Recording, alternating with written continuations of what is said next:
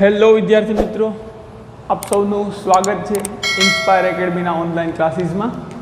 આગળના લેક્ચરમાં આપણે ત્રુટિ વિશે માહિતી મેળવી હતી કે ત્રુટિ કોને કહીશું અને ત્રુટિના ઉદ્ગમ શું છે, ત્રુટિ ઉદ્ભવવાના કારણો શું છે. સૌપ્રથમ તો આપણે એક એવું કારણ જોયું. ત્રુટિ એટલે શું હતું તો કે વસ્તુનું જો આપણે અથવા કોઈ પણ વસ્તુનું માપન કરીએ છીએ તો એ વસ્તુનું સાચી કિંમત એટલે જે સાચું માપન છે એ અને આપણે જે અવલોકન કરીએ છીએ તે અવલોકિત મૂલ્ય, એ સાચા મૂલ્ય અને અવલોકિત મૂલ્ય વચ્ચે કંઈક તફાવત મળે છે તો તેને આપણે કહેતા હતા ત્રુટિ, કે આપણા માપનમાં કંઈક ત્રુટિ છે. ત્રુટિ ઉદ્ગમના આપણે કારણો પણ જોયા હતા. સૌપ્રથમ આપણે એ વસ્તુને ફરીથી રિફર કરી લઈએ, રિકેપ્ચર કરી લઈએ. એક તો ત્રુટિ કોને કહીશું તો કે વસ્તુનું આપણે માપન કરીએ છીએ તો વસ્તુના માપનના સાચા મૂલ્ય, વસ્તુના સાચા મૂલ્ય, સાચું એટલે કે વાસ્તવિક, વાસ્તવિક એટલે ખરેખર જે આપણને એક્ઝેક્ટલી લગભગ સાચાની નજીક હોય એવું મૂલ્ય, સાચું મૂલ્ય, સાચા મૂલ્ય અને અવલોકિત મૂલ્ય વચ્ચેના તફાવતને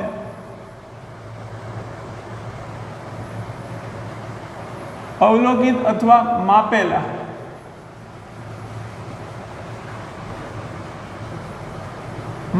મૂલ્યના તફાવતને શું કહેતા હતા આપણે?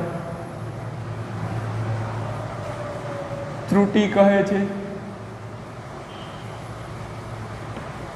ત્રુટિ એટલે તો કે વાસ્તવિક મૂલ્ય કેટલું છે અને આપણે માપનથી કેટલું મળે છે એનો તફાવત લઈએ તો એને આપણે ત્રુટિ કહીશું. પછી ત્રુટિના ઉદ્ગમ પણ આપણે જોયા હતા આગળના લેક્ચરમાં કે ત્રુટિ બે પ્રકારની હોય, એક વ્યવસ્થિત ત્રુટિ અને અવ્યવસ્થિત ત્રુટિ. ત્રુટિના પ્રકાર કેટલા હતા? જો કે ત્રુટિના પ્રકાર ઘણા બધા બની શકે પણ આપણે યુનિવર્સલી આવા બે એક્સેપ્ટેડ સર્વસ્વીકૃત પ્રકાર છે. એક વ્યવસ્થિત ત્રુટિ,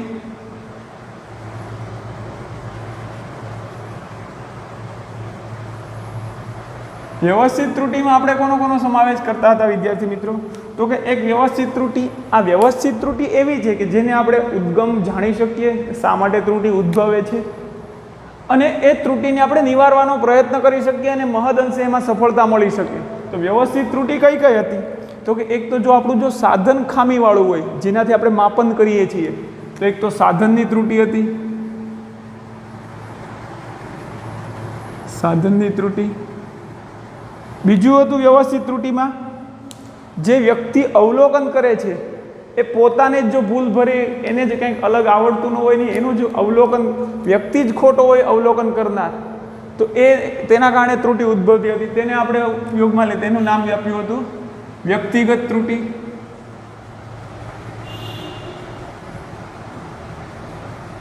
અને ત્રીજું આપણે જોયું હતું કે જો વ્યક્તિ સાધનની ત્રુટિ, સાધન પણ સારું હોય, વ્યક્તિ પણ સારો વ્યવસ્થિત હોય પરંતુ જો એની પદ્ધતિ ખોટી હોય માપનની તો એ માપનની પદ્ધતિની ત્રુટિ અથવા ટેકનિકલ ત્રુટિ.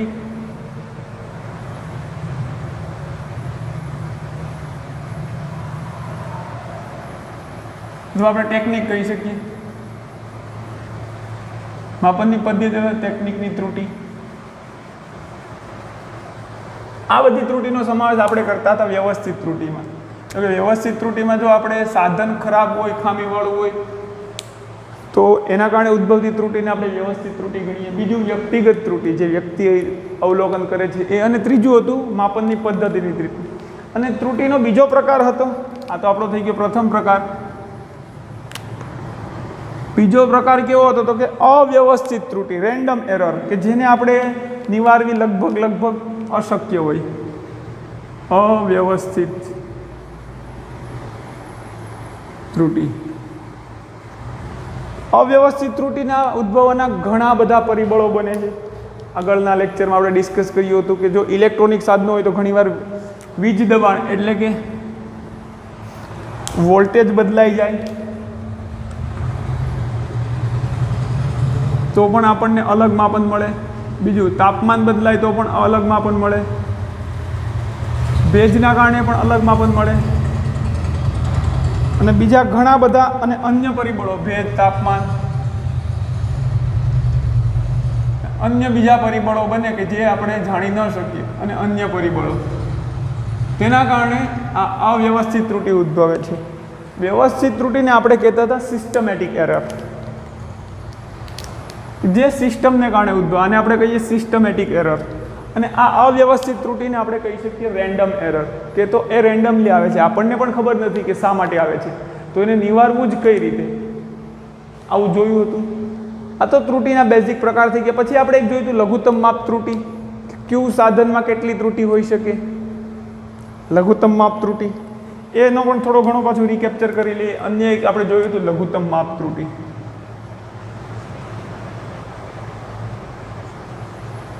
લઘુત્તમ માપ ત્રુટિ.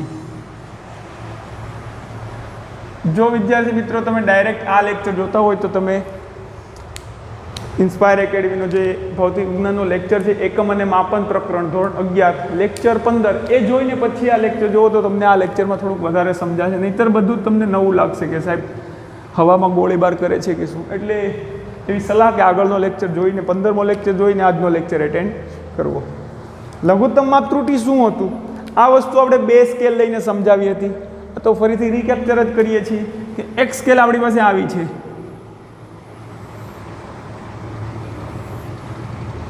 આ સ્કેલ 1 અને બીજી સ્કેલ આવી કંઈક છે.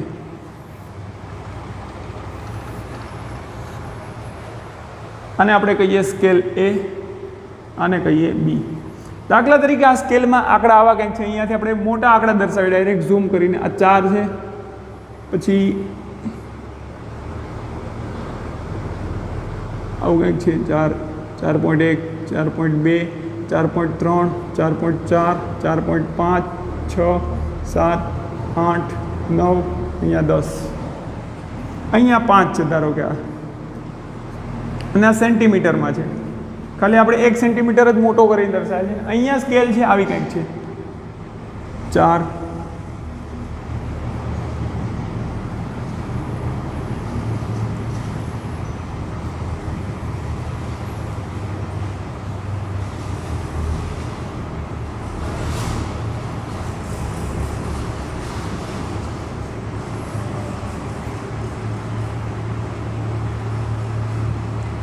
આવી રીતે કંઈક સ્કેલ A અને સ્કેલ B.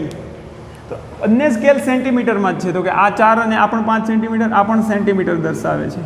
હવે આ સ્કેલ A માં 1 સેન્ટીમીટર, જો કે અહીંયા વિદ્યાર્થી મિત્રો 5 આવે છે, આ 4 છે, હાલો 4 વાળું આપણે થોડુંક અહીંયા કરી દઈએ, અહીંયા કરી દઈએ, આ 4,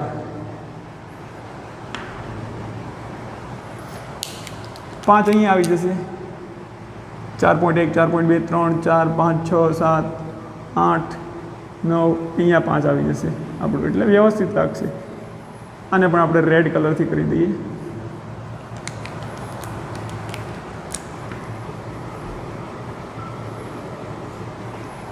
અને અહીંયા થોડુંક આપણે સુધારો કરી દઈએ. આ 4, 1, 2, 3, 4, 5, 6, 7, 8, 9, 10, 5. આ બંને સ્કેલમાં બંને સેન્ટીમીટર જ છે, પરંતુ લઘુત્તમ માપ ત્રુટિ કઈ સ્કેલની કેટલી છે, અથવા લઘુત્તમ માપ ત્રુટિ કહીએ અથવા આપણે કહીએ વિભેદન. અને આપણે બીજું એક નામ આપી શકીએ વિભેદન. ગઈકાલે આગળના લેક્ચરમાં આપણે ડિસ્કસ કર્યું હતું વિભેદન શું છે. સોરી, વિભેદન શક્તિ નથી લખવાનું, ખાલી વિભેદન જ લખવાનું છે. તો કે અહીંયા 1 સેન્ટીમીટરનું, આ પણ 1 સેન્ટીમીટર, 4 થી 5 વચ્ચે 1 સેન્ટીમીટર રાખવું છે, આ પણ 1 સેન્ટીમીટર જ છે. પરંતુ અહીંયા 1 સેન્ટીમીટરના કેટલા કાપા છે, તો કે જો 1 ભાગ 2, 3, 4, 5, 6, 7, 8, 9, 10 ભાગ પાડેલા છે 1 સેન્ટીમીટરના. 1 સેન્ટીમીટરના 10 ભાગ પાડેલા છે, તો 1 ભાગનું મૂલ્ય કેટલું થશે? જો આ 10 ભાગનું મૂલ્ય 1 સેન્ટીમીટર થતું હોય તો 1 ભાગનું મૂલ્ય કેટલું થાય? 1/10. એટલે કે અહીંયા 1 વિભાગનું મૂલ્ય, આ સ્કેલ A માટે 1 વિભાગનું મૂલ્ય 0.1 સેન્ટીમીટર બને છે, 1 વિભાગનું મૂલ્ય. તો આમાં લઘુત્તમ માપ ત્રુટિ કેટલી ઉદ્ભવી શકે? 0.1 સેન્ટીમીટર. દાખલા તરીકે કોઈ લંબાઈ માપે છે તો એ વધુમાં વધુ એ રીતે કહી શકે કે એને જો અહીંયાથી આમ માપે, માનો કે તો અહીંયા એને આવતું હોય તો કદાચ એની સાચી લંબાઈ માનો કે અહીંયા આવતી હોય, આ છે 4.1, 4.2, 4.3 અને આ 4.4ની નજીક છે કોઈ વસ્તુની લંબાઈ અહીંયા સુધી આવતો હોય. પહેલો છેડો તો કોઈ માપન કરીએ છીએ આપણે લંબાઈનો, તો એક છેડો તો 0 સાથે રાખીશું અને બીજો છેડો ધારો કે અહીંયા સુધી આવતો હોય, આમ શૂન્યથી આવતો હોય આ રીતે ક્યાંક અહીંયા સુધી, તો અહીંયા વિદ્યાર્થી મિત્રો એ માપન કયું લખશે? તો કે જો 4.1, 2, 3, 4 અથવા તો આને 4.10 કહી શકીએ, 4.10, 4.20, 4.30, 4.40 અને 4.50 અથવા 4.5. તો અહીંયા ત્રુટિ આવવાની શક્યતા કેટલી છે? તો કે એ કાં તો 4.4 વાંચશે અથવા 4.5 વાંચશે. એનું સાચું માપનથી માનો કે 4.4 અથવા 5, 0.1 સેન્ટીમીટર જેટલી ત્રુટિ આવવાની શક્યતા છે અહીંયા, અથવા 0.1 સેન્ટીમીટર કહીએ અથવા 0.10 સેન્ટીમીટર કહીએ, એ બંને તો વ્યાજબી છે. કાં તો એમ કહીએ કે 0.10 સેન્ટીમીટર જેટલી ત્રુટિ આવી શકે, અથવા આપણે જે વાત કરીએ છીએ એ રીતે 0.1 સેન્ટીમીટર ત્રુટિ. એ કદાચ એવું વાંચે કે 4.1, 2, 3, 4 અને અહીંયા છે 4.5. જો એને કોઈ કારણોસર મિસ્ટેક થઈ હોય તો 4.4 લખે અથવા 4.5 લખે. તો આપણી જે ત્રુટિ આવવાની શક્યતા છે એ કેટલી છે વધુમાં વધુ? તો કે આ બંને વચ્ચે કંઈક આવે છે ત્રુટિ, માપન બંને વચ્ચે આવે છે. વધુમાં વધુ કેટલી ત્રુટિ? તો કે 0.1 સેન્ટીમીટરનો તફાવત આવી શકે વધુમાં વધુ. મહત્તમ ત્રુટિ આટલી આવી શકે, તો આને લઘુત્તમ માપ ત્રુટિ કહેવાય, કે આનાથી વધારે ત્રુટિ ન આવી શકે માપનમાં. તો આટલી ત્રુટિ પોસિબલ છે જ્યારે આપણે આ સ્કેલનો ઉપયોગ કરીએ છીએ ત્યારે. આનું વિભેદન ઓછું છે, 0.1 સેન્ટીમીટર છે. હવે આ સ્કેલનો ઉપયોગ કરીએ છીએ ત્યારે કઈ રીતે કહીશું? તો કે જો વિભાગ કેટલા છે ટોટલ, આ 1 સેન્ટીમીટરના કેટલા વિભાગ કરેલા છે તમે ગણી શકો. આ એક વિભાગ, આ બીજો વિભાગ, ત્રીજો, ચોથો, 5, 6, 7, 8, 9, 10, 11, 12, 13, 14, 15, 16, 17, 18, 19 અને 20. 1 સેન્ટીમીટરના 20 વિભાગ છે. તો કે 20 વિભાગ થાય છે ત્યારે 1 સેન્ટીમીટર જેટલું માપ બને છે. તો એક વિભાગનું મૂલ્ય કેટલું? તો આપણને મળશે આ રીતે ગણી શકીએ. જો 20 વિભાગ છે તો 1 સેન્ટીમીટર, એક વિભાગનું મૂલ્ય કેટલું? આનો ગુણાકાર છેદમાં 20 આવશે. 1/20 કરીશું એટલે આપણને મળશે 0.05. આપણે લખી શકીએ 1/20 એટલે કે 0.05. તો આપણને અહીંયા મળશે એક વિભાગનું મૂલ્ય.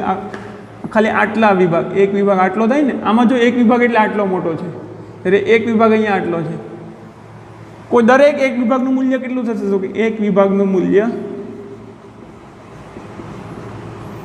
0.05 સેન્ટીમીટર. આને 0.1 કહીએ અથવા 0.10 સેન્ટીમીટર લખી શકતા હતા આપણે ઉપરવાળાને, જ્યારે અહીંયા 0.05 સેન્ટીમીટર મળે છે અહીંયા એક વિભાગનું મૂલ્ય. એનો મતલબ થયો કે આના કરતાં સ્કેલ એ કરતાં સ્કેલ બીનું વિભેદન વધારે છે, કારણ કે આ જો 0.05 સુધી માપી શકે છે. આમાં તમે ન કહી શકો 4.40 છે કે 4.50, એની વચ્ચે બેમાંથી એક જ લખવું પડે.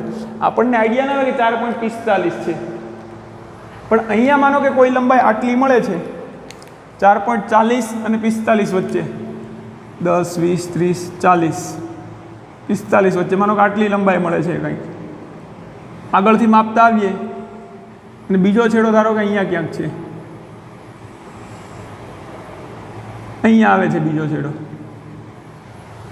તો આપણે જો શું લખી શકીએ અહીંયા? તો કે 4.10 હોય, 4.05, 4.10, 4.15, 4.20, 4.25, 4.30, 4.35, 4.40, 4.45. આ વિભાગનું મૂલ્ય છે 4.45 અને આ વિભાગનું મૂલ્ય છે 4.50. તો આપણે જ્યારે માપન કરીએ છીએ ત્યારે કાં તો આપણે આ બેમાંથી એક જ લખી શકીએ. જો આપણને આ છેડો છે 4.50 ની નજીક દેખાય તો આપણે 4.50 લખશું, અને 45 ની નજીક દેખાય તો 4.45 લખશું. પણ ખરેખર આપણું મૂલ્ય ક્યાં મૂલ્યની વચ્ચે હોય? તો કે 0.05 સેન્ટીમીટરનો આ ગેપ છે જેટલો, એમાં જ આપણું મૂલ્ય મળશે કેમ? તો આપણી ત્રુટિ વધુમાં વધુ કેટલી હોઈ શકે? તો કે 0.05 સેન્ટીમીટર જેટલી. એનાથી વધારે આમાં માપનમાં ત્રુટિ બીજા કોઈ કારણોસર ઉદ્ભવી શકે, પણ જો બીજા કારણો ન હોય તો માત્ર સાધનના કારણે આટલી જ ત્રુટિ ઉદ્ભવે, વધારે ત્રુટિ ન ઉદ્ભવી શકે. ભેજ, વ્યક્તિગત ત્રુટિ એ નથી ગણતરી, આપણે ખાલી માત્ર સાધનની લઘુત્તમ માપ ત્રુટિ જોઈએ છીએ. તો આનું લઘુત્તમ માપ છે 0.05 સેન્ટીમીટર, અથવા તો આનું વિભેદન છે 0.05 સેન્ટીમીટર, આનું વિભેદન 0.10 સેન્ટીમીટર, અથવા આનું વિભેદન કહીએ અથવા આનું લઘુત્તમ માપ કહીએ. તો જેનું લઘુત્તમ માપ ઓછું તેનું વિભેદન વધારે. તો જો આ વધારે વિભેદનવાળી સ્કેલ છે, આ ઓછા વિભેદનવાળી સ્કેલ છે. અને આગળના લેક્ચરમાં એ પણ જોયું હતું કે જેમ વધુ વિભેદનવાળી સ્કેલ વાપરશું તેમ પરિણામ આપણને સચોટ મળશે. કેવું પરિણામ મળશે? તો કે સચોટ પરિણામ મળશે. તો અહીંયા આપણે માનો કે સ્કેલની માપ લખતા હતા કેટલું? 4.5 ની આજુબાજુ. સેજ આપણને આ બાજુ દેખાતું હતું 4.50 ની આજુબાજુ. પણ તમે ખરેખર જુઓ વિદ્યાર્થી મિત્રો, તો આ જ માપ માનો કે અહીંયા 4.40 છે અને આ સ્કેલમાં આપણે 4.5 ને બદલે 4.40 કહીએ, થોડુંક વ્યાજબી લાગે. એટલે 4.40 હતું આ હતું 4.50. પણ એ જ માપ, એ જ દોરીને જ્યારે વધારે વિભેદનવાળી સ્કેલમાં માપવામાં આવે છે તો આપણને થોડુંક ચોક્કસ મળે છે કે જો આ 4.50 હતું એ ખરેખર 4.50 બાજુ છે 40 કરતાં. આ હતું 4.40. તો જો 4.40 થી તો આ બાજુ હતું ને માપ 50 બાજુ, પણ જ્યારે બીજી સ્કેલથી માપ કરીએ છીએ ત્યારે જોવા મળે છે કે આ છે ને 4.50 કરતાં 4.45 ની વધારે નજીક છે. તો આમાં આપણે ત્રુટિની સંભાવના કેટલી? તો કે કાં તો તમે 4.45 લખો અથવા 4.50 લખો. 4.45 ની બાજુ હોય ને 50 લખો તો પણ વધુમાં વધુ આટલી ત્રુટિ ઉદ્ભવે, અથવા 4.50 ની બાજુ માપ હોય ને આપણે 45 લખીએ તો પણ સાચા મૂલ્યથી આટલી જ ત્રુટિ ઉદ્ભવે. આનાથી વધારે ત્રુટિ ન ઉદ્ભવે, કારણ કે લઘુત્તમ માપ આના કરતાં ઓછું છે, આનું વિભેદન વધારે છે પાછું. તો આ હતી આપણી લઘુત્તમ માપ ત્રુટિ, કે કયા વિભાગથી અથવા કેવી સ્કેલ વાપરો છો તો આપણે લઘુત્તમ માપ ત્રુટિ કેટલી મળી શકે? તો કે નાનામાં નાના વિભાગ જેટલું હોય ને એટલી લઘુત્તમ માપ ત્રુટિ મળે. તો આ થઈ ગઈ લઘુત્તમ માપ ત્રુટિ. હવે આપણે શીખવાનું છે કે નિરપેક્ષ ત્રુટિ શું છે, ત્રુટિની ગણતરી કેમ કરવી, પછી ત્રુટિ નિરપેક્ષ ત્રુટિ માપનમાં કેટલા ટકા ત્રુટિ છે તેને આપણે પ્રતિશત ત્રુટિ કહીશું, અને એના પ્રમાણમાં કેટલી ત્રુટિ છે તેને આપણે કહીશું સાપેક્ષ ત્રુટિ. એનો આપણે અભ્યાસ કરીએ. દાખલા તરીકે પણ આપણને સાચું માપન કેમ ખબર પડશે? તો કે ત્રુટિ તો મેળવવી છે, તો ત્રુટિ આપણને કેમ મળે? તો કે વસ્તુના સાચા મૂલ્ય અને અવલોકિત મૂલ્યનો તફાવત. તો વસ્તુનું આગળના લેક્ચરમાં તો સાહેબ તમે એવું કીધું હતું કે વસ્તુનું સાચું મૂલ્ય મેળવવું બહુ મુશ્કેલ છે, કારણ કે ક્યાંક ને ક્યાંક ત્રુટિવાળી વસ્તુ આપણી પાસે હોય જ છે. તો સાચું મૂલ્ય કેમ મેળવીશું? તો સાચું મૂલ્ય મેળવવા માટે, તો કે આ ત્રુટિઓ નિવારવા માટે અથવા સાચું મૂલ્ય મેળવવા માટે આપણે શું કરવું પડે? એકને એક વસ્તુનું વારંવાર આપણે અવલોકન કરીએ. માનો કે સારું એવું સાધન છે આપણી પાસે, જો એમાં સાધનની ત્રુટિ ન હોવી જોઈએ, શક્ય હોય એટલી નિવારવી જોઈએ, વ્યક્તિગત ત્રુટિ પણ નિવારવી જોઈએ, અને ટેકનિકલ ત્રુટિ અથવા માપનની પદ્ધતિની ત્રુટિ કહીએ એ પણ નિવારવી જોઈએ. અવ્યવસ્થિત ત્રુટિ તો નિવારવી જ મુશ્કેલ છે. તો આ ત્રુટિ ઉપરની નિવારીએ, વ્યક્તિગત ત્રુટિને એ બધું આપણે, વ્યવસ્થિત ત્રુટિ જેટલી છે એટલી. પછી આપણે એકને એક વસ્તુનું વારંવાર 8 થી 9-10 અવલોકન લઈએ તો આપણને બધા જ અલગ અલગ અવલોકન મળશે. અને લગભગ જો આપણે આ ત્રુટિ નિવારી દઈશું તો આપણા અવલોકનો સચોટ પણ હશે અને ચોક્કસ પણ હશે, એક્યુરેસી અને પ્રિસાઇઝ, એક્યુરેટ પણ હશે અને પ્રિસાઇઝ પણ હશે. પછી શું કરીશું? તો કે એ બધા જ અવલોકનોનું સરેરાશ લઈ લઈશું. તો એ સરેરાશ આપણને જે મળશે બધા જ અવલોકનોનું, એ સરેરાશ મૂલ્યને જ આપણે શું કહીશું? એ સરેરાશ મૂલ્યને આપણે કહી દઈશું એ વસ્તુની સાચી કિંમત અથવા એનું સાચું મૂલ્ય. એ રીતે આપણને સાચું મૂલ્ય મળે લગભગ એમ. તો આપણે ઘણા બધા માપન કરીએ ચોક્કસ રીતે, વ્યવસ્થિત રીતે, એ બધા માપનના એક જ વસ્તુના, અને માનો કે 10 માપન કર્યું તો એ 10 માપનનું સરેરાશ માપન મેળવીએ તો એ થઈ જાય આપણી વસ્તુનું સાચું મૂલ્ય. આ રીતે આપણે મેળવી શકીએ.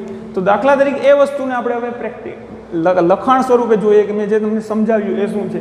તો કે કોઈ લાકડી અથવા કોઈ દોરીનું આપણે માપન કરીએ છીએ, એમાં વ્યવસ્થિત ત્રુટિ બધી આપણે નિવારી દીધી છે, છતાં પણ જે ત્રુટિ ઉદ્ભવ છે તો એમાં થોડી ઘણી રહી જતી હોય છે. તો સૌપ્રથમ આપણે શું કરીશું? તો એક દોરીનું માપન કરીએ. એ દોરીનું માપન આપણે એવી રીતે કરીએ છીએ કે તેમાં આપણને અલગ અલગ માપન, ક્યાં જગ્યા છે? અહીંયાથી કરતા જઈએ દોરીનું માપન.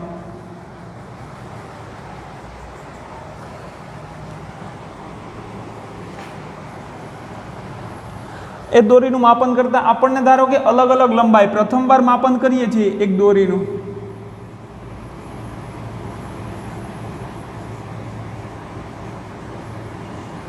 એક દોરીની લંબાઈ ધારો કે નીચે હું લખી દઉં એ પ્રમાણે છે, નીચે પ્રમાણે મળે છે.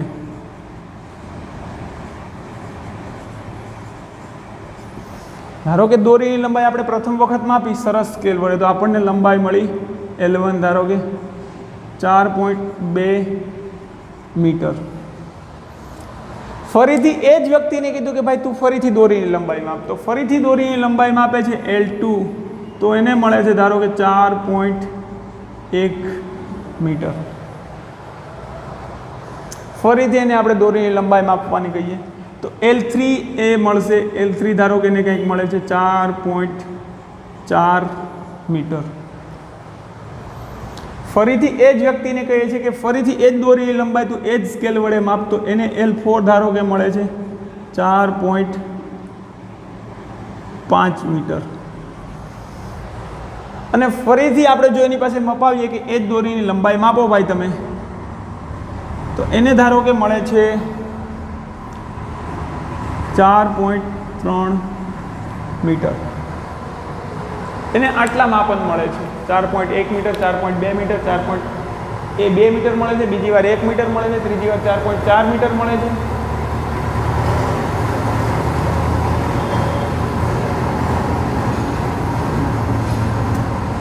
ડિસ્ટર્બન્સ આવી ગયું, તમારા માટે એવું સમજવાનું, એડવર્ટાઇઝ આવી હતી.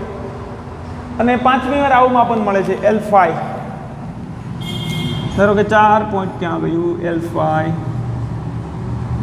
4.3 મીટર. તો હવે દોરીના માપન એને 5 વાર લીધા, 5 વખત અલગ મળ્યા. હવે શું કરવાનું, તો કે એણે દરેક વખતે માપન લીધા છે પણ એને અલગ અલગ માપન મળે છે. તો આ દોરીની સાચી લંબાઈ શું હશે આપણને તો ભગવાન કહે તો જ ખબર પડે. નહીંતર એક બીજો રસ્તો છે કે જ્યારે માપન અલગ અલગ આપેલા હોય ત્યારે એની સાચી કિંમત આપણે લઈ શકીએ. આ બધાનું શું કરી દેવાનું છે, સરેરાશ. તો સરેરાશને આપણે એવી રીતે દર્શાવી શકીએ, આ દોરીની લંબાઈ. તો હવે સરેરાશ રીતે આપણે દોરીની લંબાઈ શું લખી શકીએ, જ્યારે ઘણા બધા માપેલ હોય ત્યારે આ અવલોકિત મૂલ્યના સરેરાશને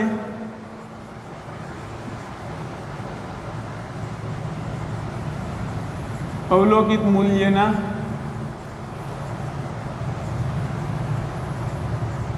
સરેરાશને સાચા મૂલ્ય તરીકે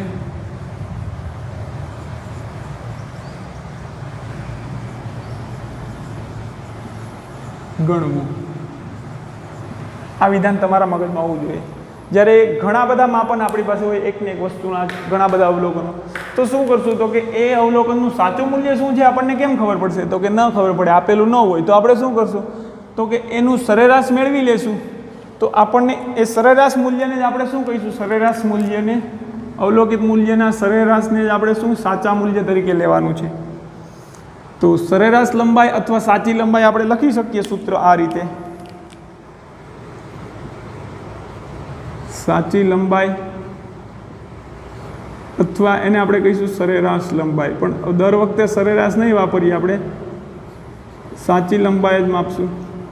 તો કેટલા અવલોકનો છે, તો કે આપણી પાસે 5 અવલોકનો છે, L1 વત્તા L2 વત્તા L3 વત્તા L4 વત્તા L5. 5 અવલોકનો છે, તેનો સરવાળો કરી દો. એની સરેરાશ કેમ મળે, તો કે જેટલા અવલોકનો છે તેનો સરવાળો કરો અને છેદમાં જેટલા અવલોકનો છે તેનો ભાગાકાર કરી દો, જેટલા નંબર ઓફ અવલોકનની સંખ્યા વડે ભાગાકાર કરી દો. તો હવે આપણને દોરીની સાચી લંબાઈ કઈ રીતે મળશે, અથવા વાસ્તવિક લંબાઈ, સાચી લંબાઈ અથવા સરેરાશ લંબાઈ, પણ એને આપણે કહીશું લંબાઈ, એટલે કે L મીન વડે દર્શાવીએ, MEN, LMEAN, L મીન, અથવા એને આપણે તમે દર્શાવો A બાર, L બાર, જે લંબાઈ છે તો L બાર વડે. અને બાર કહેવાય ઉપર, દીવમાં હોય એવા બાર નહીં કે આપણે દરવાજાને બાર કહીએ એવું બાર નહીં, પણ આને આપણે સરેરાશ માટે એક શબ્દ છે બાર. તો ધોરણ 10માં તમે શીખી ગયા હશો X બાર, આપણે જ્યારે મધ્યક મેળવતા હતા એ. તો લંબાઈ આપણને મળશે L1 L2 L3 ની કિંમત આમાંથી મૂકતા જઈએ, તો કે 4.2 4.1 4.4 4.5 ને 4.3, 4.2 વત્તા 4. કેટલું છે,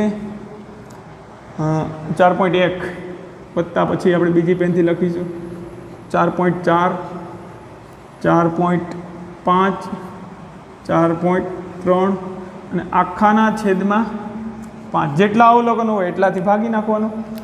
આને આપણે સરવાળો કરી દેવાનો બધા અવલોકનોનો. આનો સરવાળો કરીશું તો આપણને શું મળશે? 4 4 4 12 16 અને 20. એક તો આ તો 20 મળશે અને આ પોઈન્ટમાં કેટલું? 2 ને 1 3, 3 ને 4 7, 7 ને 5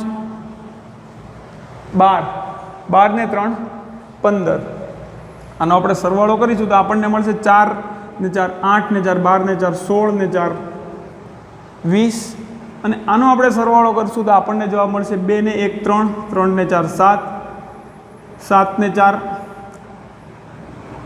સોરી 2 ને 1 3, અહીંયાથી આપણે સરવાળો 2 ને 1 3, 3 ને 4 7, 7 ને 5 12, 12 ને 3 15, તો કે 15 નો પાંચડો આપણે કરીએ અને વધી 1 કરી દઈએ આપણે, તો આપણને જવાબ મળશે વિદ્યાર્થી મિત્રો કે 21.5. એને ભાગ્યા કેટલું કરવાનું છે? તો કે 5. એને ભાગ્યા 5 કરવાનું છે. આપણને L બાર સાચી કિંમત મળશે 21.5 ભાગ્યા 5 કરીશું તો આપણને જવાબ શું મળશે?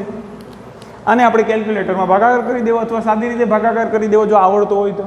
ન આવડતો હોય તો કોઈ પ્રશ્ન નથી. તો આને આપણને L બાર અથવા L મીન મળશે,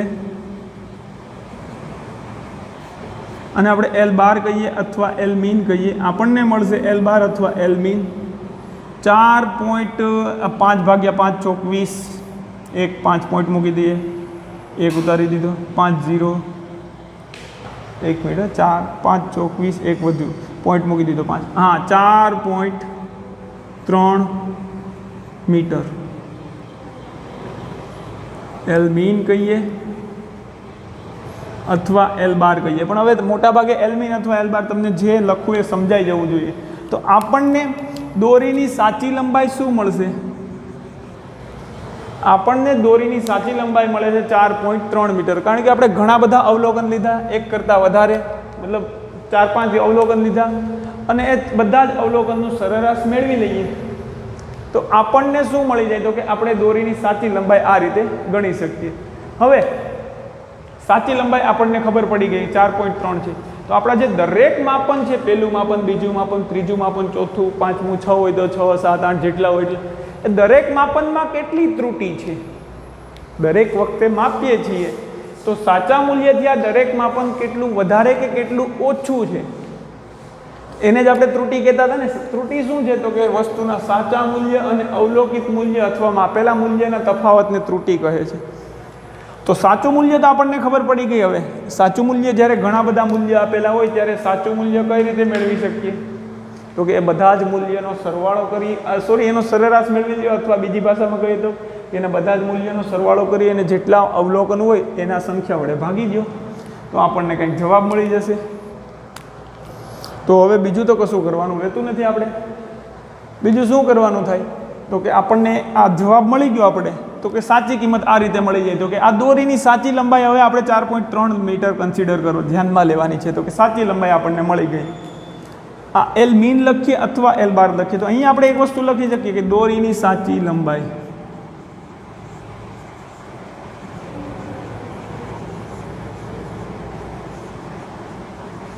દોરીની સાચી લંબાઈ આપણે ગણીશું 4.3 મીટર. તો હવે આપણે જેટલા માપન લીધા છે, જે વ્યક્તિએ, રાહુલ, વિજય, રાજય, ગમે એક વ્યક્તિએ એટલા માપન લીધા છે, એના દરેક માપનમાં કેટલી ત્રુટિ છે? તો એ વ્યક્તિના દરેક માપનમાં કેટલી ત્રુટિ છે એ દર્શાવવા માટે એક નવો શબ્દ વ્યાખ્યાયિત કરવામાં આવ્યો. તેને આપણે કહીશું, ચાલો અહીંયા જગ્યા છે, આ સૂત્રને હું થોડુંક નાનું કરી દઉં જેથી કરીને આ બધું બહુ લખવું ન પડે.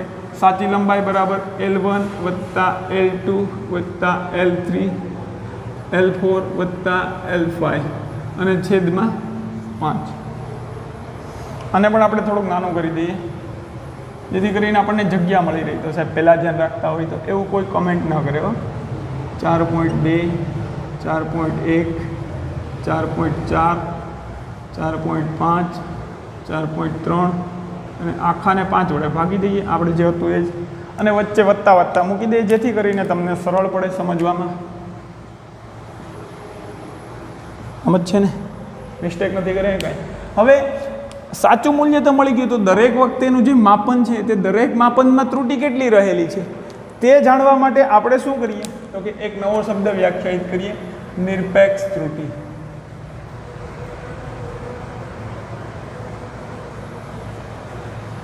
નિરપેક્ષ ત્રુટિ એટલે શું છે? તો કે તમે જેટલી વાર માપન લ્યો છો દરેક માપન તમારું, માનો કે 5 માપન લીધા, તો દરેક માપન સાચા મૂલ્યથી કેટલું દૂર છે, સાચા મૂલ્યથી દરેક માપનમાં કેટલો તફાવત છે, તો એને આપણે શું કહીશું? નિરપેક્ષ ત્રુટિ. નિરપેક્ષ ત્રુટિ વિશે આપણે લખવું હોય તો નિરપેક્ષ ત્રુટિ શું છે? તો કે અવલોકિત મૂલ્ય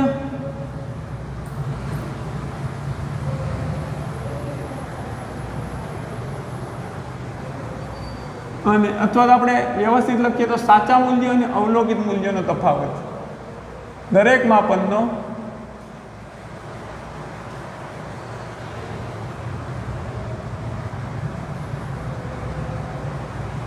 સાચા મૂલ્ય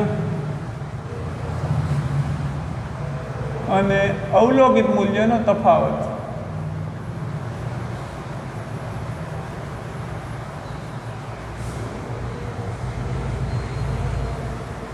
તો કે નિરપેક્ષ ત્રુટિનો મતલબ જ એ છે કે તમારા દરેક માપનમાં કેટલી ત્રુટિ રહેલી છે. તો કે ભાઈ ચેક કરવું પડે કે દરેક માપનમાં અમારી આટલી ત્રુટિ છે. કેમ ખબર પડે? તો કે દરેક માપનનો અને સાચા મૂલ્યનો તફાવત મેળવો. આ માપનનો અને આનો તફાવત, આ બીજા માપનનો અને આનો અને આનો તફાવત, આનો અને આનો તફાવત, આનો અને આનો તફાવત, આનો અને આનો અને આનો તફાવત. તો દરેક માપનમાં કેટલી ત્રુટિ રહેલી છે એ જાણવા માટે આપણે શબ્દ આપી દીધો નિરપેક્ષ ત્રુટિ. તો હવે નિરપેક્ષ ત્રુટિ ગણવી છે તો કે દરેક માપનમાં નિરપેક્ષ ત્રુટિ કેટલી છે? તો વિદ્યાર્થી મિત્રો ત્રુટિને આપણે આમ દાખલા તરીકે પ્રથમ માપન L1 માં ત્રુટિ જોઈએ છે. આપણા પ્રથમ માપનમાં ત્રુટિ જોઈએ તો કઈ રીતે લખી શકીએ? એક માટે આપણે વિસ્તૃત લખીએ, બાકી તમે સમજી જશો. હું શોર્ટમાં લખીશ બીજા માટે. તો કે પ્રથમ માપનમાં ત્રુટિ જોઈએ છે, પ્રથમ માપનમાં થોડુંક ઉપર લખીએ, જગ્યા છે તો પ્રથમ માપનમાં નિરપેક્ષ ત્રુટિ એટલે કે દરેક માપન એ સાચા મૂલ્યથી કેટલું દૂર કે વધારે છે. પ્રથમ માપનમાં નિરપેક્ષ ત્રુટિને આપણે દર્શાવી શકીએ. એક તો L1 માં નિરપેક્ષ ત્રુટિ જોઈએ છે એટલે L1 લખીને અહીંયા ડેલ્ટા L1 લખીશું આ રીતે. ડેલ્ટા L1 એનો મતલબ શું છે? આને આપણે વાંચીશું ડેલ્ટા તરીકે. તમને ખબર હશે ત્રિકોણ, તમે ક્યાંક ને ક્યાંક વાપર્યો હશે શબ્દ. આ જે ત્રિકોણ દેખાય છે તેને આપણે વાંચીશું ડેલ્ટા L1. ડેલ્ટા મુખ ત્રિકોણ પ્રદેશ યાદ છે તમને? ડેલ્ટા સમાજ વિદ્યામાં ક્યાંક ભણ્યા છે. ગંગા નદીનો મુખ ત્રિકોણ પ્રદેશ છે, સુંદરવન ને એના જેવું, એને આપણે ડેલ્ટા કહીશું. તો તમને યાદ હોવું જોઈએ કે આને આપણે ત્રિકોણને શું કહીશું? ડેલ્ટા. લખી દઈએ કૌંસમાં, પછી દર વખતે લખવાની જરૂર રહેતી નથી, કારણ કે તમે બહુ હોશિયાર વિદ્યાર્થીઓ છો. એટલા બધા હોશિયાર વિદ્યાર્થીઓ છો કે ન પૂછો વાત. તો પ્રથમ માપનમાં ત્રુટિ લખીએ તો શું લખવું પડે? તો કે ડેલ્ટા L1 બરાબર શું? તો કે સાચું મૂલ્ય. સાચું મૂલ્ય તો કે L મીન અને પ્રથમ માપનનું મૂલ્ય L1. થોડું વ્યવસ્થિત લખીએ આપણે. ડેલ્ટા L1 બરાબર તો કે L મીન, સાચા મૂલ્યના અને અવલોકિત મૂલ્યનો તફાવત. તો કે સાચા મૂલ્યમાંથી અવલોકિત મૂલ્ય બાદ કરી દેવાનું, L મીન માઇનસ L1. તો આપણને પ્રથમ માપનમાં ત્રુટિ મળશે ડેલ્ટા L1 બરાબર L મીન કેટલું છે? 4.3 માઇનસ L1 કેટલું છે? 4.2. તો પ્રથમ માપનમાં આપણને ત્રુટિ મળશે 4.3 માઇનસ 4.2 કરીશું તો આપણને જવાબ મળશે અને 0.1 એકમ તો મીટર જ છે. તો આપણને ડેલ્ટા L1 મળી ગયું 0.1 મીટર. હવે બીજો એક શબ્દ આમાં આવશે, આગળ આપણે જ્યારે ઉપયોગ કરીએ સૂત્રનો ત્યારે આપણે ધ્યાનમાં લઈએ. હવે બીજી એક વસ્તુ કે નિરપેક્ષ ત્રુટિ છે ને વિદ્યાર્થી મિત્રો, નોંધમાં જ લખાવી દઈએ કે નિરપેક્ષ ત્રુટિ હંમેશા ધન હોય છે. એટલે મારે અહીંયા માનાંક કરવો પડે. નિરપેક્ષ ત્રુટિ હંમેશા શું હોય છે? ધન લેવાની છે. નિરપેક્ષ ત્રુટિ હંમેશા ધન, બે ગણા ધન હોય છે. આનો મતલબ સાહેબ તમે શું કર્યો છે? તો ધન જ ઓલરેડી મળી છે. પણ જો આપણે ડેલ્ટા L5 L4 મેળવશું તો આપણને નિરપેક્ષ ત્રુટિ ઋણ મળશે, પણ એ શક્ય નથી. નિરપેક્ષ ત્રુટિ હંમેશા કેવી લેવાની હોય છે? ધન. નિરપેક્ષ ત્રુટિને આપણે ઇંગ્લિશમાં કહી શકીએ એબ્સોલ્યુટ એરર.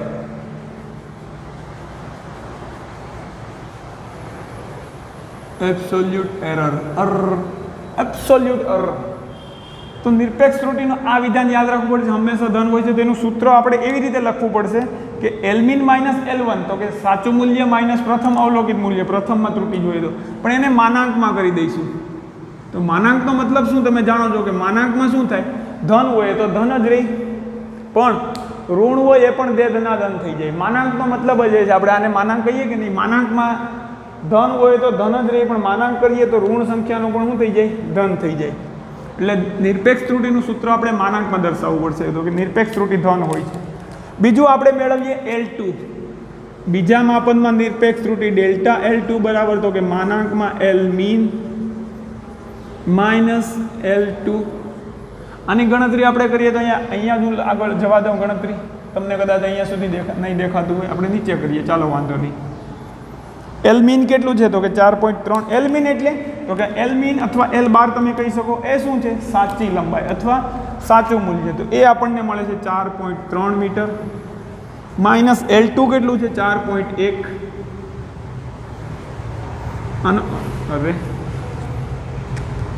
આનો જવાબ આપણને મળશે 4.3 માઇનસ 4.1, એટલે આનો જવાબ આપણને કેટલો મળશે વિદ્યાર્થી મિત્રો, 0.2 મીટર. હાલો, ડેલ્ટા L2 મળી ગયું બીજા માપનમાં ત્રુટિ. ત્રીજા માપનમાં ત્રુટિ મેળવીએ ડેલ્ટા L3. હવે એને હું જગ્યા મને અહીંયા યોગ્ય લાગે છે મેળવવા માટે, એટલે આપણે અહીંયા મેળવીએ ડેલ્ટા L3. ડેલ્ટા L3 બરાબર શું થશે, તો કે માનાંકમાં Lmin, સૂત્ર આ જ રહેશે, માઇનસ L3. તો માનાંક તો આપણે કરી દઈએ, ચાલો, અને બાકીની કિંમત મૂકી દઈએ. તો Lmin કેટલું છે, તો કે 4.3 માઇનસ L3 કેટલું છે, L3 મળે છે 4.4.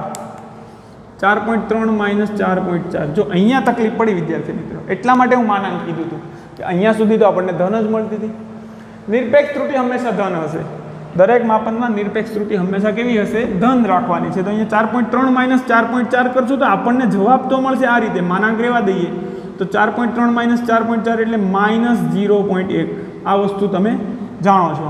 પણ આ માનાંકનો મતલબ શું થાય છે, તો કે માઇનસને શું કરી દે છે, ધન કરી દે. એટલે આપણને ડેલ્ટા L3 મળે 0.1 મીટર છે, સોરી સેન્ટીમીટર નહીં, 0.1 મીટર. તેવી જ રીતે હવે આપણે અહીંયા ડેલ્ટા L4 અને ડેલ્ટા L5 મેળવીએ. તો કે delta L3 0.1 metre, delta L4 તો શું થશે, Lmin માઇનસ L4. આનું સાદરૂપ આપીશું આપણને, એટલે આપણને શું મળશે, તો કે માનાંકમાં Lmin કેટલું છે, 4.3 મીટર જેટલું. L4 આપણી પાસે કેટલું છે, 4.5. આનું આપણે સાદરૂપ આપીશું તો આપણને 4.3 માઇનસ 4.5 માનાંકમાં મળશે માઇનસ 0.2. પણ માનાંક દૂર કરશું એટલે આપણને મળી જશે ધન 0.2. 0.2 માઇનસને બદલે ધન 0.2 મીટર. ડેલ્ટા L4 આટલું મળે છે. અને હવે આપણે મેળવીએ ડેલ્ટા L5, સોરી L4 ને L5 લખવાનું છે. માનાંકમાં Lmin માઇનસ L5. આનું સાદરૂપ આપીએ તો આપણે લખી શકીએ માનાંકમાં Lmin 4.3 મીટર માઇનસ L5 કેટલું છે, 4.3 મીટર. તો એનો મતલબ તો આપણને 0 મળે છે. તો કે ડેલ્ટા L5 કેટલું છે, 0. પાંચમા માપનમાં ત્રુટિ નથી, જરાય નિરપેક્ષ ત્રુટિ નથી. એમ પાંચમા માપનમાં નિરપેક્ષ ત્રુટિ નથી. તો હવે આપણે રેડ કલરથી દર્શાવી દઈએ, delta L1, delta L2, delta L3 દરેક માપનમાં નિરપેક્ષ ત્રુટિ. ડેલ્ટા L5 એટલે આગળની ગણતરી જે કરવાની છે એ તમને સરળતાથી કરી શકીએ. અહીંયા છે આપણું ડેલ્ટા L4, અહીંયા છે આપણું આ ડેલ્ટા L3 છે, અહીંયા ડેલ્ટા L4 છે, આ છે આપણું ડેલ્ટા L2 અને આ છે આપણું ડેલ્ટા L1. એટલે કે ડેલ્ટા L1 નો મતલબ કે પ્રથમ માપનમાં નિરપેક્ષ ત્રુટિ. તો દરેક માપનમાં નિરપેક્ષ ત્રુટિ અહીંયાથી આપણને મેળવતા આવડી જાય. તો આના ઉપરથી આપણે સૂત્ર પણ બનાવી શકીએ કે નિરપેક્ષ ત્રુટિના સૂત્ર કઈ રીતે લખી શકીએ. અને નિરપેક્ષ ત્રુટિ પછી આપણે આગળ મેળવવાનું થાય સરેરાશ નિરપેક્ષ ત્રુટિ, સાપેક્ષ ત્રુટિ અને પ્રતિશત ત્રુટિ. અહીંયા વિદ્યાર્થી મિત્રો આપણે દરેક માપનમાં કેટલી કેટલી નિરપેક્ષ ત્રુટિ છે એ તો મળી ગઈ છે. હવે આપણે એક નવો શબ્દ આવશે, આ તો નિરપેક્ષ ત્રુટિ. હવે એક નવો શબ્દ આપણે વ્યાખ્યાયિત કરવાનો છે. આ જે નિરપેક્ષ ત્રુટિ છે તેમાં સરેરાશ નિરપેક્ષ ત્રુટિ કેટલી છે, તો કે આપણી નિરપેક્ષ ત્રુટિ છે વધુમાં વધુ નિરપેક્ષ ત્રુટિ તો આમાં જો ઘણી બધી છે, પણ એની સરેરાશ નિરપેક્ષ ત્રુટિમાં પણ કેટલી સરેરાશ મળે છે, તો એ શબ્દ આપણે અહીંયા આપી દઈએ કે સરેરાશ નિરપેક્ષ ત્રુટિ. સરેરાશ નિરપેક્ષ ત્રુટિ, તો કે આ જે નિરપેક્ષ ત્રુટિ આપણને ઘણી બધી મળી છે. ડેલ્ટા L1 પ્રથમ માપનમાં કેટલી નિરપેક્ષ ત્રુટિ છે, અહીંયા બીજા માપનમાં કેટલી નિરપેક્ષ ત્રુટિ છે, ત્રીજા માપનમાં કેટલી નિરપેક્ષ ત્રુટિ છે, ચોથા માપનમાં કેટલી અને પાંચમા માપનમાં. દરેક માપનમાં તો આપણને નિરપેક્ષ ત્રુટિ મળી ગઈ છે, પણ તો એ નિરપેક્ષ ત્રુટિનું સરેરાશ શું મળે છે, તો એ શબ્દને આપણે કહીશું સરેરાશ નિરપેક્ષ ત્રુટિ. તો જેને સરેરાશ હોય એને બાર અથવા મીન વડે દર્શાવાય. તો આનું સૂત્ર આપણે અહીંયા શું લખી શકીએ નીચે, તો કે ડેલ્ટા L મીન લખી શકીએ, અથવા બીજું આપણે લખી શકીએ ડેલ્ટા L આ નિરપેક્ષ ત્રુટિ એને આપણે બાર કહીએ એટલે સરેરાશ નિરપેક્ષ ત્રુટિ બની જાય. તો એનું આના પરથી સૂત્ર પણ તમને આરામથી મળી જશે વિદ્યાર્થી મિત્રો. આ ડેલ્ટા છે ત્રિકોણ જેવું લાગવું જોઈએ તમને ત્રિકોણ.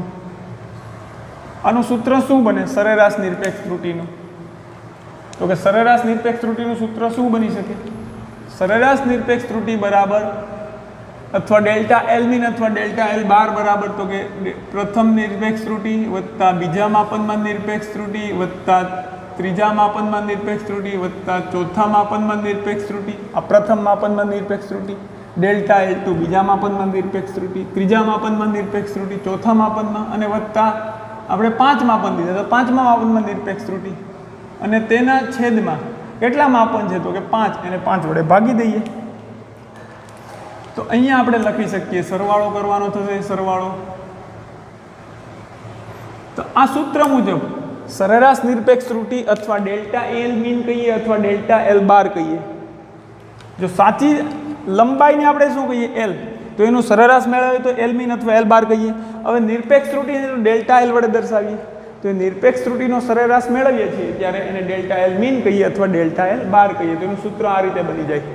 હવે જો આપણી પાસે 5 કરતાં વધારે અવલોકન હોય તો જેટલા અવલોકન એના છેદમાં અવલોકનની સંખ્યા કરી દેવાની. એ આપણે અંતિમ દાખલો સમજીને તારવીશું સૂત્રો કઈ રીતે તારવવા. ખાલી વ્યવસ્થિત નોંધ કરવી પડે એવું છે, બીજું કાંઈ છે નહીં.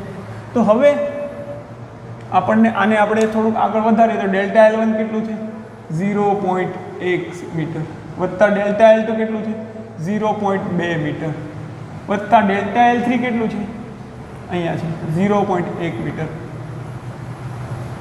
વત્તા ડેલ્ટા L4 કેટલું છે 0.2 મીટર વત્તા ડેલ્ટા L5 કેટલું છે 0.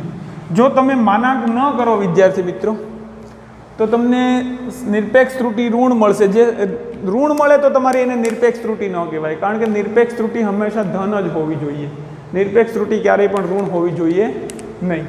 તો ઋણ નિરપેક્ષ ત્રુટિ શક્ય નથી, એટલે આપણને જે નિરપેક્ષ ત્રુટિ મળશે એ ધન મળશે. અને જો તમે માનાંક નહીં કર્યું હોય તો ક્યાંક ને ક્યાંક ઋણ નિરપેક્ષ ત્રુટિ મળશે.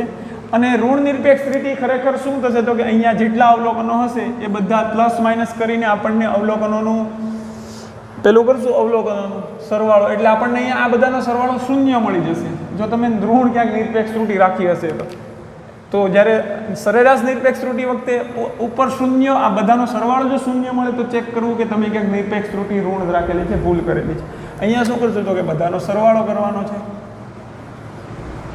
એને ભાગ્યા આપણી પાસે કેટલા અવલોકન છે 5, એને ભાગ્યા 5 કરી દઈએ, આપણને અહીંયા જવાબ મળશે. આને આપણે થોડુંક નીચે કરી દઈશું.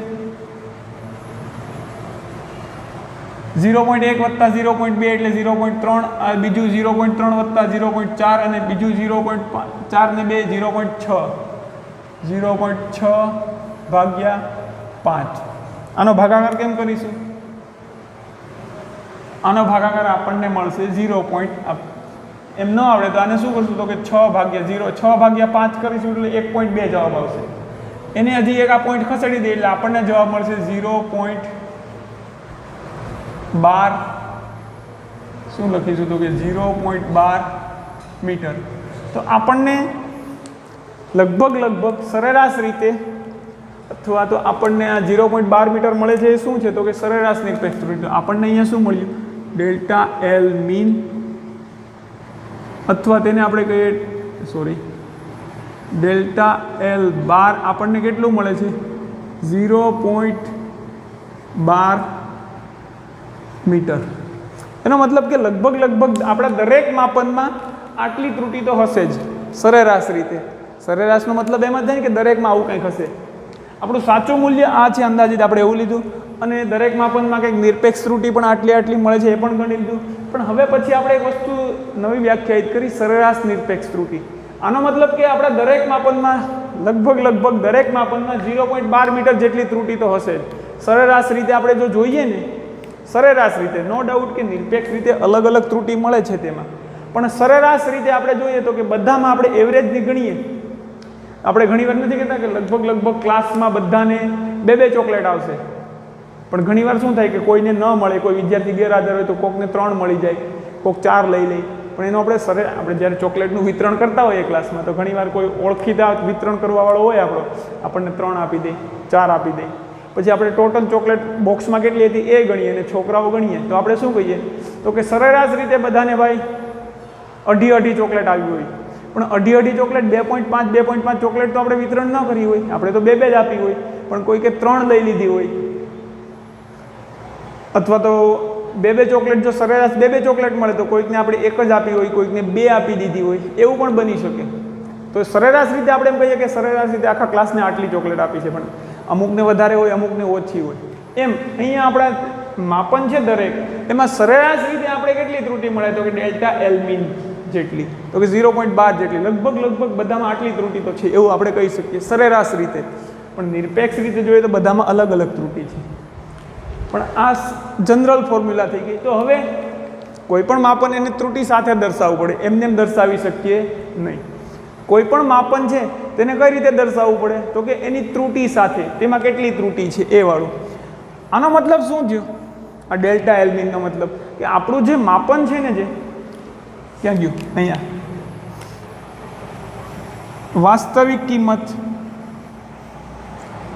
એ આપણે જ્યારે દરેક વખતે માપન કરીએ છીએ ત્યારે આમાં આપણું વસ્તુની ખરેખર વાસ્તવિક કિંમત કેટલી પોસિબલ છે, આપણે જે માપીએ છીએ ત્યારે ત્રુટી આવવાની સંભાવના કેટલી છે તો કે 4.3 થી 0.12 જેટલી વધારે મૂલ્ય મળી શકે, અથવા 4.3 મૂલ્ય છે તેનાથી 0.12 જેટલું ઓછું મૂલ્ય પણ મળી શકે. આ ત્રુટીનો મતલબ જ, નિરપેક્ષ ત્રુટીનો મતલબ આપણે ધન એટલા માટે લઈએ છીએ કે જે માપન છે એ વાસ્તવિક કિંમત અથવા સાચા કિંમતથી નિરપેક્ષ સરેરાશ નિરપેક્ષ ત્રુટી જેટલું વધારે હોઈ શકે, અથવા સરેરાશ નિરપેક્ષ ત્રુટી જેટલું ઓછું હોઈ શકે. જે આપણું માપન છે એ સરેરાશ નિરપેક્ષ ત્રુટી જેટલું વધારે, તો કે 4.3માં સંભાવના કેટલી છે આપણું માપન આવવાની? સરેરાશ રીતે આપણે દરેક માપનમાં સરેરાશ રીતે આટલી ત્રુટી મળે છે.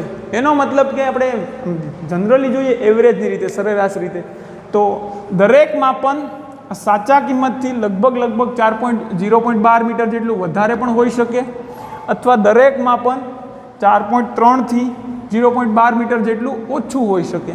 સરેરાશ ત્રુટીનો મતલબ એવો થયો કે માપન આ સરેરાશ સાચા મૂલ્યથી આપણું દરેક માપન સરેરાશ રીતે, નિરપેક્ષ રીતે તો કેટલું વધારે છે જોયું, પણ સરેરાશ રીતે જ્યારે વાત કરીએ તો કે આપણું દરેક માપન અથવા દરેક અવલોકન સરેરાશ રીતે સાચા મૂલ્યથી આના જેટલું વધારે અથવા આના જેટલું ઓછું હોઈ શકે. તો આપણે શું કહી શકીએ તો કે આપણું દરેક માપન 4.3માંથી 0.12 બાદ કરીએ એના જેટલું હોઈ શકે, ત્યાંથી લઈ અને 4.3માં 0.12 એડ કરીએ એટલું હોઈ શકે. તો આપણું માપન આપણે કેટલું લઈશું વિદ્યાર્થી મિત્રો? કે આપણું માપન એલમીન કેટલું હોવાની સંભાવના છે તો કે આનાથી આટલું વધારે અથવા આનાથી આટલું ઓછું હોઈ શકે. ઓછું હોય તો એ પહેલાં આવશે, તો કે 4.3માંથી 0.12 બાદ કરીએ તો 4.3 માઇનસ 0.12 એટલું હોઈ શકે, અથવા બીજું ઓછામાં ઓછું આટલું આપણું માપન નાનું મળી શકે, અથવા વધુમાં વધુ કેટલું મળી શકે દરેક માપન સરેરાશ રીતે તો કે 4.3માં 0.12 એડ કરી દઈશું. આપણને અહીંયા જવાબ મળશે વિદ્યાર્થી મિત્રો 4.3 માઇનસ 0.12 એટલે 4.18 થઈ જશે. આનો જવાબ આ જ આવશે 4.18. ખરેખર આને 4.3 એટલે 30 કરવું પડશે અને 4.3 પ્લસ 0.12 એટલે અહીંયા આપણને મળશે 4.42. તો આપણું માપન કેટલા કઈ વચ્ચે હોઈ શકે? તો કે 4.18 થી લઈ લગભગ સરેરાશ રીતે અને 4.42 ની વચ્ચે કાંઈ પણ હોઈ શકે. આપણે જ્યારે માપન દર્શાવીએ છીએ તો સાચી કિંમત તો આપણે આ ધારી લીધી, પણ હવે જ્યારે આપણે ઘણા બધા માપન કરીએ છીએ તો આપણા માપન આવવાની સંભાવના કેટલી છે આ ગાણિતિક રીતે આપણે મેળવીએ તો કે આપણા માપનમાં ત્રુટિ આવવાની સંભાવના દરેક માપનમાં આટલી સંભાવના છે. તો કે આપણું માપન છે ક્યાંથી હોઈ શકે? તો કે આના જેટલું ઓછું એટલે 4.18 જેટલું હોઈ શકે. 4.18 થી શરૂઆત કરીને બધા જ મૂલ્યો લઈએ અને વધુમાં વધુ આપણું માપન કેટલું મળી શકે? તો કે આ સરેરાશ માપનથી સરેરાશ નિરપેક્ષ ત્રુટિ જેટલું વધારે, તો કે 4.42. તો આપણા માપનમાં હવે આ જે માપન આપેલા હતા તેના પરથી આપણે જે ગણતરી કરી છે નિરપેક્ષ ત્રુટિ, સરેરાશ નિરપેક્ષ ત્રુટિ, તો આપણું માપનમાં હવે આપણે જોઈએ કે આપણું માપન 4.18 થી લઈ અને 4.19, 4.20, 4.21 એમ બધા જ મૂલ્યો ધરાવી શકે. ક્યાં સુધી? 4.42 સુધી. ઓકે, આપણા માપન જે માપીએ છીએ તેની સંભાવના થઈ ગઈ કે એના મૂલ્યો કેટલા વચ્ચે છે? તો કે 4.18 થી લઈ અને 4.42 સુધીનું કાંઈ પણ મૂલ્ય મળી શકે આપણને. સાચું મૂલ્ય 4.3 છે, પરંતુ આપણું માપન કરીએ ત્યારે એ માપન આપણે 4.18 થી લઈ અને 4.42 સુધી કાંઈ પણ મળી શકે. તો એને આપણે મેથેમેટિકલ સ્વરૂપે દર્શાવવું હોય તો કે આપણું માપન કોની વચ્ચે હોઈ શકે? સાચી કિંમત આપણે જ્યારે માપીએ ત્યારે તો કે 4.18 થી લઈ અને આપણે એલ મીન કહીએ એ કેટલું હોઈ શકે? Less than or equal to 4.42 જેટલું. હવે આને હું સૂત્રના સ્વરૂપે લખવું હોય તો કે આપણી સાચી કિંમત એલ મીનને આપણે એલ એમ પણ કરી શકીએ, અથવા હું એલ મીન કહી દઉં, આખું લખી દઈએ. ચાલો,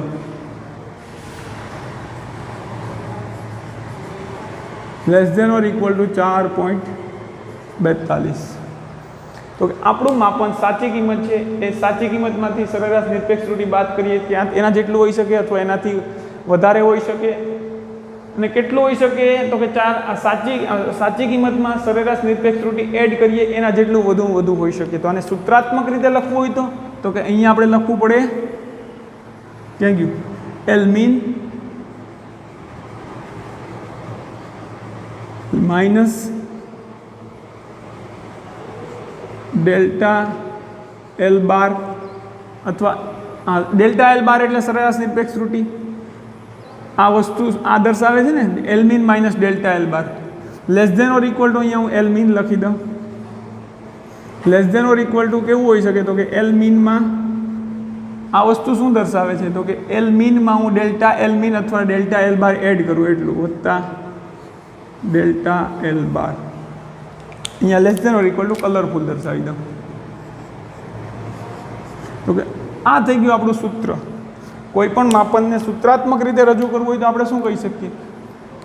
તો કે 4.18 છે એ શું છે? તો કે આપણે સાચા કિંમતમાં સરેરાશ નિરપેક્ષ ત્રુટિ બાદ કરીએ ત્યાંથી લઈ અને સાચી કિંમતમાં સરેરાશ નિરપેક્ષ ત્રુટિ એડ કરીએ એટલું હોઈ શકે. તો આ વસ્તુને મેં સૂત્રાત્મક રીતે દર્શાવી. આ થઈ ગયું આપણું અંતિમ પરિણામ. આ રીતે લખવું પડે કે આપણું સાચું મૂલ્ય છે આની સાચા કિંમતમાંથી સરેરાશ નિરપેક્ષ ત્રુટિ બાદ કરીએ એનાથી લઈ અને કેટલું હોઈ શકે? તો કે સાચા મૂલ્યમાં સરેરાશ નિરપેક્ષ ત્રુટિ એડ કરીએ એટલું, એની વચ્ચેના કોઈ પણ મૂલ્ય ધરાવી શકે. અથવા આપણે બીજી કોઈ રીતે જો આનું નિરૂપણ કરવું છે તો આપણે આમ લખી શકીએ, L mean plus or minus, આ બંને સાથે, એક મિનિટ, આ પ્લસ અને માઇનસ. એલ મીન કેટલું હોઈ શકે? તો કે આપણી જે લંબાઈ છે, લંબાઈ કેટલી હોઈ શકે દોરીની? તો કે એલ મીન જે લંબાઈ આપણને સરેરાશ મળીએ એમાં વધુમાં વધુ કેટલું? તો કે પ્લસ ઓર માઇનસ. શું કરવાનું? પ્લસ અને માઇનસ ડેલ્ટા એલ મીન, અથવા આપણે લખીએ ડેલ્ટા એલ બાર લખીએ, અથવા બીજું શું લખી શકીએ? ડેલ્ટા એલ બારને બદલે બીજી રીતે લખવું હોય તો કે દોરીની લંબાઈ બરાબર લખી શકીએ હું L mean plus and minus L બારને બદલે આપણે ડેલ્ટા એલ મીન લખી શકીએ. સોરી, હા, ડેલ્ટા એલ મીન. આ રીતે લખી શકીએ, કાં તો એલ બાર કહીએ અથવા એલ મીન કહીએ. તો અહીંયા મારે એલ અને શોર્ટમાં લખવું તો આપણે આમ લખીએ L bar plus or minus delta L bar, અથવા એલ મીન લખી શકીએ, અથવા આગળ લખ્યું તો એમ પણ લખી શકીએ. તો હવે મારે દોરીની પ્લસ ઓર માઇનસ લખ્યું છે, દોરીની લંબાઈ કેમ દર્શાવવી પડે? તો કે આપણને કેટલી છે સાચી કિંમત? એલ બારની કિંમત કેટલી છે? અથવા એલ મેનની કિંમત 4.3 plus or minus. Plus or minus એટલે તો કે એ કિંમતમાં હજી આટલું વેરિએશન શક્ય છે, દરેક કિંમતમાં આટલું આટલું આપણને આગળ પાછળ મળી શકે ને. સરેરાશ રીતે આટલી ત્રુટી હોઈ શકે, સરેરાશ રીતે આપણા માપનમાં હજી પણ. તો કે જે આ માપન કર્યું છે સાચી કિંમત, એમાં પણ આપણે જે માપન મળે છે દોરીનું, એમાં ત્રુટી કેટલી હોઈ શકે? સાચી કિંમત ખબર તો નથી ને આપણને. આ તો આપણે સાચી કિંમત લઈ લીધી કે અવલોકિત મૂલ્યના સરેરાશની સાચી કિંમત ગણવી. તો આપણી સાચી કિંમતમાં પણ દરેક વખતે જે માપીએ છીએ આપણે, અથવા જે સાચી કિંમત મળે છે, એમાં પણ ત્રુટી હોવાની સંભાવના કેટલી છે? તો કે ડેલ્ટા એલ મીન જેટલી.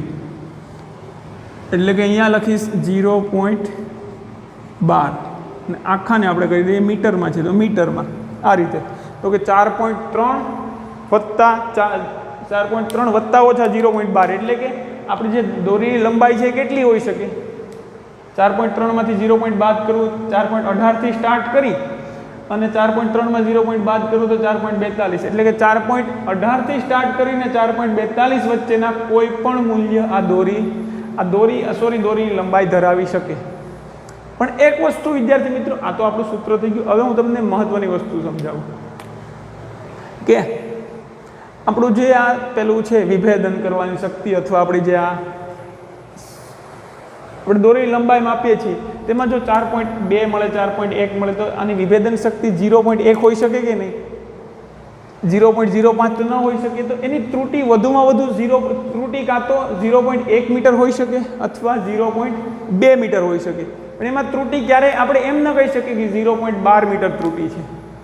તો આ વસ્તુને તમારે લખવાનું આ રીતે છે. સૂત્રાત્મક રીતે કેમ લખવું એ પણ આગળના લેક્ચરમાં સમજાવી દઈ. પણ મહત્વની વસ્તુ કે ત્રુટી 0.12 મીટર શક્ય નથી. તો કે સાહેબ તમે આટલું બધી કેમ સમજાવ્યું? તો કે ત્રુટી કેટલી હોઈ શકે? તો કે જે આપણે વિભેદન માપીએ છીએ આપણી જે ફૂટપટ્ટીથી અથવા તો જે સાધનથી, તેની વિભેદન શક્તિ આની ઉપરથી આપણે જાણી શકીએ. 4.1, 4.2 છે, 4.3, 4.4, તો એની વિભેદન શક્તિ 0.1 મીટર છે. તો જેટલી વિભેદન શક્તિ હોય એટલી જ ત્રુટી હોય, કાં તો 0.1 મીટર જેટલી ત્રુટી હોય, 0.2 મીટર જેટલી પોસિબલ છે. પણ 0.12 મીટર જેટલી ત્રુટી શક્ય નથી, લઘુત્તમ માપ ત્રુટી. તો અહીંયા ખરેખર આપણે લખવું પડે ડેલ્ટા એલ બાર. આ વસ્તુ આપણે દાખલામાં ઉપયોગી થશે. ડેલ્ટા એલ બાર આપણે લખવું પડે 0.1. આપણે અહીંયા ડેલ્ટા એલ બાર 0.1 લખીએ એટલે અહીંયા પણ 0.1 અને 0.1 મૂકીએ એટલે આપણને મૂલ્ય મળી જાય. અહીંયા 4.3માંથી 0.1 બાદ કરીએ તો આપણને શું મળે? 4.3 માઇનસ 0.1. તો અહીંયા આપણને મૂલ્ય મળે. તમને રેડ પેનથી દર્શાવું છું. તો આપણે મૂલ્ય લખવું પડે 4.3માંથી 0. તો 4.2 મળે મૂલ્ય. અને બીજું 4.3માંથી 0.1 એડ કરીએ તો આપણને અહીંયા મળે 4.4. તો કે ખરેખર રીતે આનું મૂલ્ય આપણને લંબાઈનું મૂલ્ય કેટલું શક્ય મળે? તો કે 4.2 થી લઈને 4.4 વચ્ચે કોઈ પણ મૂલ્ય મળે. તો અહીંયા આપણે લખવું પડે આ રીતે 4.3 પ્લસ ઓર માઇનસ. પણ આ વસ્તુ આપણે દાખલામાં કરવાની છે. આ તો તમને સમજાવતો હતો એટલે મેં કાંઈ બીજી માથાકૂટ ન કરી, સૂત્રાત્મક રીતે સમજાવું હતું. 4.3 વત્તા ડેલ્ટા એલ બાર કેટલું લખવું પડે? 0.1. અને આપણે બ્લેકથી જ લખી દઈએ 4.3 પ્લસ ઓર માઇનસ 0.1 મીટર. લંબાઈને આપણે આ રીતે દર્શાવવી પડે. કોઈ પણ માપન અથવા કોઈ પણ કિંમત છે તો એને આ રીતે દર્શાવવી પડે. એનું અવલોકિત મૂલ્યનું સરેરાશ વત્તા ઓછા એ દરેક માપનમાં નિરપેક્ષ ત્રુટી મેળવી અને એની સરેરાશ નિરપેક્ષ ત્રુટી મેળવી અને એને અહીંયા લખવાની છે, સરેરાશ નિરપેક્ષ ત્રુટી. તો આજનો લેક્ચર આપણે અહીંયા પૂરો કરીએ છીએ. આગળની વસ્તુ જે છે પ્રતિશત ત્રુટી અને સાપેક્ષ ત્રુટી, એ વસ્તુ આપણે આગળના લેક્ચરમાં અભ્યાસ કરીશું.